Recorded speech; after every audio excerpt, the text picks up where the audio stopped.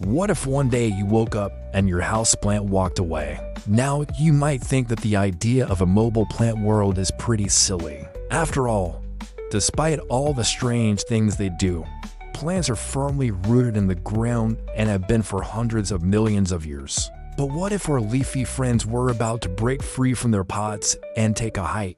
So how do plants work today? For starters, all life forms need energy. For animals, that means eating other organisms or the stuff they make from organic compounds like glucose. Plants, on the other hand, use photosynthesis. They make their own food from sunlight, water, and carbon dioxide. This lets them live almost anywhere as long as they can get enough light. And since they don't need to spend energy finding food, plants can dedicate their resources to growing roots deeper and wider, which helps them stay put. But just because plants are rooted doesn't mean they can't move. Take this sun-tracking plant called Heliotropium implexicol.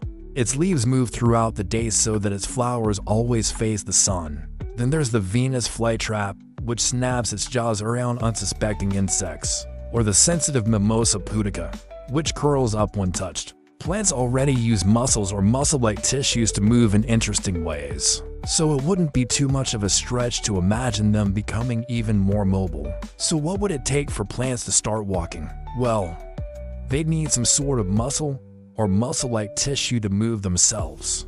Muscles are made of fibers that contract, allowing movement, and plants already have some muscle-like tissues that enable them to bend toward the sun or snap their leaves together. But to walk, plants would need stronger, more sophisticated muscles than they have now. Plants would also need some way to produce energy quickly.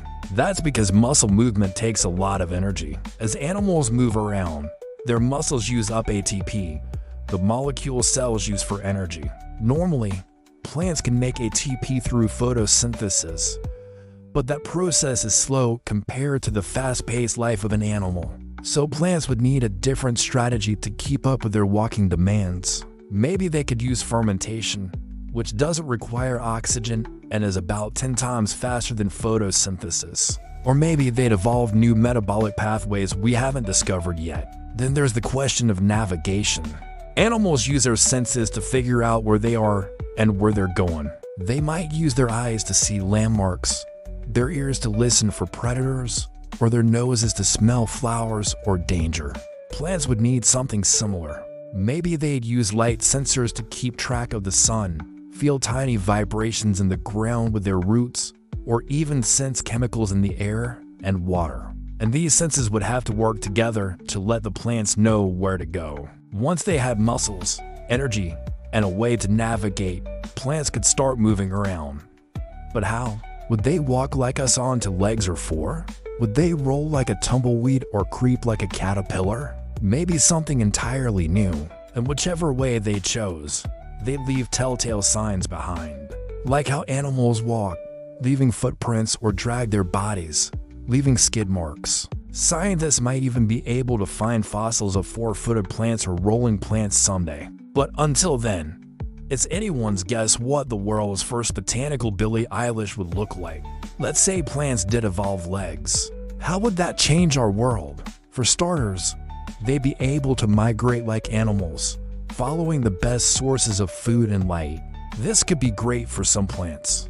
For example, after a forest fire, fast-moving plants could head into the newly cleared area and start growing right away, beating out slower, non-mobile plants. But for others, migration could bring their populations together in crowded masses, potentially changing how diseases spread or how nutrients are used. And while some plants might thrive in these new conditions, others would struggle to adapt. Plus, there's the possibility of predators versus mobile plants. That'd be a whole new evolutionary arms race. Let's say a cheetah gave chase to a fleeing gazelle. The gazelle might be able to outrun the big cat. But what if a thorny bush took offense at being run into and lashed out with its branches? Such adaptations could help plants protect themselves against hungry predators. But it could also hinder their mobility. Thorns and vines may be great for defense, but they aren't exactly built for long-distance travel. So plants would have to choose between safety and migration. Speaking of thorns, imagine you're a plant trying to get away from a predator.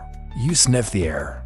Danger's coming from the southwest. You turn and flee to the northeast. But what if the predator changes course and heads in your direction? Plants would need some way to sense danger from all sides. That could mean developing decentralized nervous systems that process information from many different locations. This might not be all that far-fetched. After all, slime molds already have decentralized systems and respond to danger from any direction.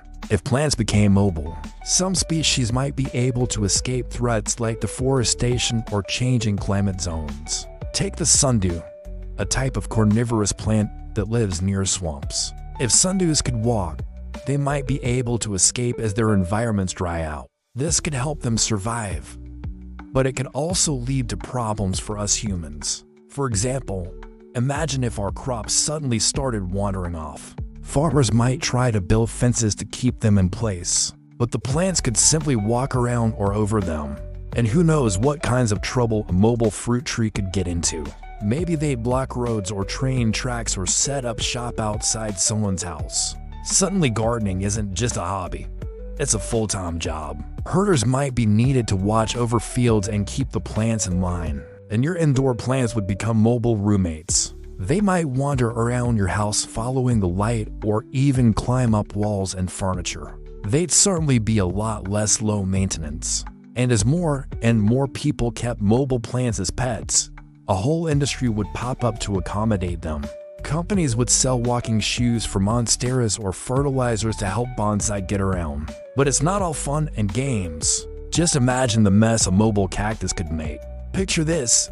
You lay chilling in your living room when suddenly your cactus ambles out the open door and into the neighborhood. Before you know it, it's causing chaos among the local flora and fauna. Maybe it pricks some children who then unleash a horde of angry wasps. Next thing you know, the entire community is panicking about these rampaging houseplants. It's every homeowner's worst nightmare. And it's not just the physical impacts of mobile plants that would shake things up. It would also raise all sorts of philosophical questions. Like if a plant can walk and choose where to go, can we really say that it's ours to own? And if a houseplant decides it wants to move to the wild, should we let it go or try to keep it in our home? These are tricky questions without easy answers.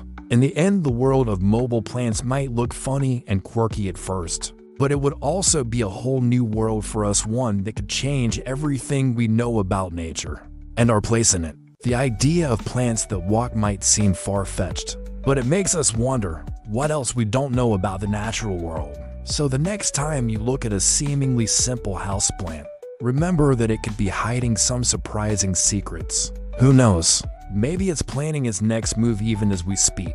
Thanks for watching this episode. Like and subscribe.